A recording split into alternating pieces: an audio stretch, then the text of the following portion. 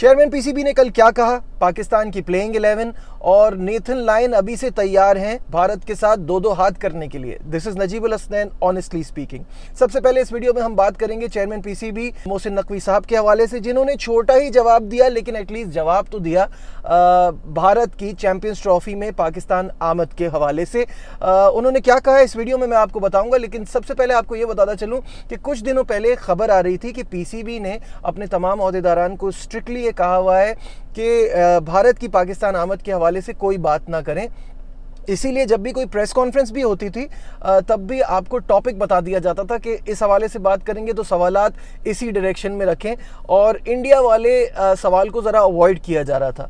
अब PCB chairman Mohsin Naqvi कल पहुंचे कज़ाफ़ी स्टेडियम लाहौर, और वहां वो देख रहे थे कि रेनोवेशन के हवाले से क्या प्रोग्रेस है, जो तामीराती काम चल रहा है। चैंपियंस ट्रॉफी में हम स्टेडियम्स को अपग्रेड कर रहे हैं। उस हवाले से जब वो वहाँ पहुँचे देखने के लिए चीज़ों को, तो मीडिया से बात करते हुए पहले तो उन्होंने स्टेडियम के हवाले से बात की। उन्होंने कहा कराची, लाहौर और पिंडी के स्टेडियम को हम अपग्रेड कर रहे हैं for champions trophy. This is a tough ask, बड़ा मुश्किल काम है ये, लेकिन हमें यकीन है कि हम इसमें कामयाब हो जाएंगे बिफोर द चैंपियंस ट्रॉफी। और साथ साथ उन्होंने ये कहा कि जो स्टेडियम का मयार है ये किसी भी इंटरनेशनल ग्राउंड के मुकाबले में बहुत पीछे चल रहे हैं हम, और हमारा कोई भी एक मैदान ऐसा नहीं है जो इंटरनेशनल लेवल का हो। तो ये बात ऑब्वियसली अफसोस की है, और इसमें मुझे नहीं समझ में आता कि इतने सालों से हम इस पर काम क्यों नहीं कर रहे। अगर आप नेशनल स्टेडियम कराची की बात करें तो गैलरी में भी बैठ के आपका विजन ऑब्स्ट्रक्ट होता है, यानी सबसे जो महंगी सीटें हैं वहाँ से भी सही से ग्राउंड नज़र नहीं आता, और हॉस्पिटैलिटी बॉक्स के आगे भी आपको झुक के देखना पड़ता है, तारें नज़र आ रही होती हैं, वो बार्ब वायर्स वगैरह नज़र आ रही होती हैं। तो इस वजह से प्रॉब्लम्स तो तमाशाइयों को भी होती है, और जो फैसिलिटीज़ प्लेयर्स को भी प्रोवाइड की जाती है वो भी उस लेवल की नहीं है। तो पीसीबी एक खुद मुख्तार इदारा है, बड़े पैसे अपने कमाता है, अब तक इस बारे में किसी ने सोचा क्यों नहीं, और अब जाके अगर इस पर काम हो रहा है तो I think it's too late. लेकिन चेयरमैन साहब बहुत होपफुल हैं कि चैंपियंस ट्रॉफी से पहले हम उसको उस लेवल पे ले आएंगे जहां दुनिया के बाकी सारे ग्राउंड्स खड़े हैं। इस मौके पर एक सहाफ़ी ने चेयरमैन पीसीबी से ये सवाल किया, बल्कि वो बोलने ही लगे भारत की आमद के हवाले से, तो उनको हाथ के इशारे से रोक दिया और उन्होंने कहा हम तामीराती काम मुकम्मल कर लें, उसके बाद भारत समेत दुनिया की तमाम टीमें यहाँ आएंगी चैंपियंस ट्रॉफी के लिए। और ऑब्वियसली उनका क्लियरली ये कहने का मकसद है कि this is an ICC event, ये आईसीसी का काम है, हम अपनी तरफ से तैयार रहें, बाकी टीमों को लाना आईसीसी की जिम्मेदारी है। तो ये तो बात हो गई चेयरमैन पीसीबी के हवाले से, और कल जो उन्होंने कहा। अब थोड़ी सी बात कर लेते हैं जो टीम हमने अनाउंस की है, और वो जो 11 प्लेइंग 11 बताई है, और बताए भी हमने बैटिंग ऑर्डर के हिसाब से है। तो जैसे कि आप जानते हैं कि शान मसूद कप्तान है, और कप्तान होने के बावजूद भी वो वन डाउन पोजीशन पर ही जाएंगे। अब्दुल्ला शफीक और साइम अयूब ओपन करेंगे।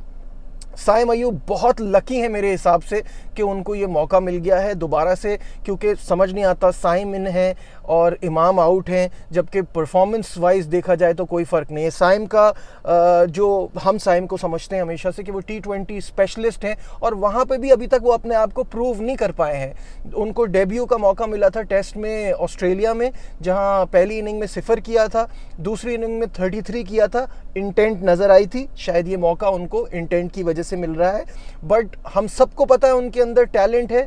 वो टैलेंट को अगर वो सही से यूज़ करेंगे और स्कोर बोर्ड पर नज़र आएगा तभी फ़ायदा है, वरना आपके टैलेंट का क्या करना है। पहले लुक शॉट कर लें, फिर नो लुक भी खेल लीजिएगा। तो करतब नहीं दिखाना, परफॉर्म करना है, और हम सबको बहुत उम्मीद थी साइम से, अब तक नहीं किया है। होपफुली ये जो उनको चांस मिला है, जहाँ मैं बार बार कह रहा हूँ वो लकी रहे हैं, यहाँ वो पूरा उतरेंगे। जैसे मैंने कहा तीसरे नंबर पर शान मसूद, फिर उसके बाद बाबर आजम, और उसके बाद वाइस कैप्टन सऊद शकील। ये यहाँ तक तो बात हो गई। रिजवान के हवाले से थोड़ी सी कन्फ्यूजन थी कि वो होंगे कि सरफराज होंगे। आई वॉज श्योर कि रिजवान की जैसी परफॉर्मेंस है और जो कंडीशंस हैं रिजवान का ही होना बनता है, वही डिज़र्व करते हैं। Salman Ali Agha the only spin option, हम एक प्रॉपर स्पिनर के साथ नहीं गए, जो कि सबको बड़ी हैरत थी कि अबरार यहाँ नहीं है, लेकिन वो उस पर तो बात हो चुकी।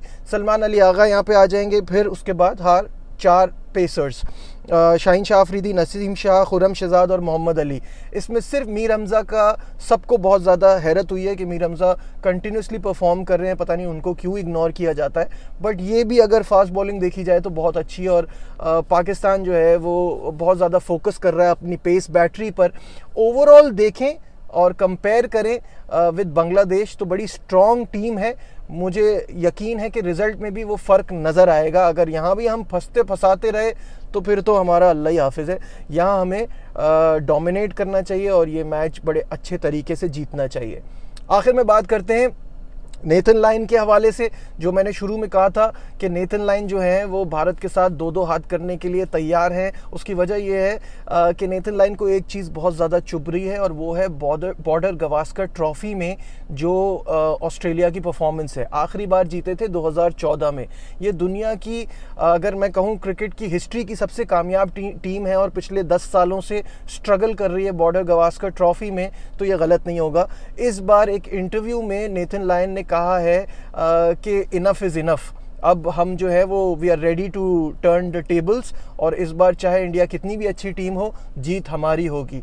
बात यह है कि अभी इस सीरीज़ में 3 महीने बाकी हैं, तो आप समझ सकते हैं कि इसकी इम्पोर्टेंस कितनी है और कितना ज़्यादा सीरियस लिया जाता है इसको, कि ये 22 नवंबर को शुरू होनी है। और अभी से नेथन लाइन ने ये स्टेटमेंट दे दिया है। नेथन लाइन और जॉश हेज़लवुड वो 2 खिलाड़ी हैं इस ऑस्ट्रेलियन टीम में जो जब आखिरी बार जीते थे 2014 में तो उस टीम का हिस्सा थे। तो इट्स बीन अ वाइल, और जीते कोई भी, क्रिकेट फैंस को बहुत मज़ा आने वाला है इस सीरीज़ को देख के। ये बड़ी धमाकेदार सीरीज़ होगी और बड़ी कम्पेटिटिव क्रिकेट होगी। आप क्या इस बारे में सोचते हैं?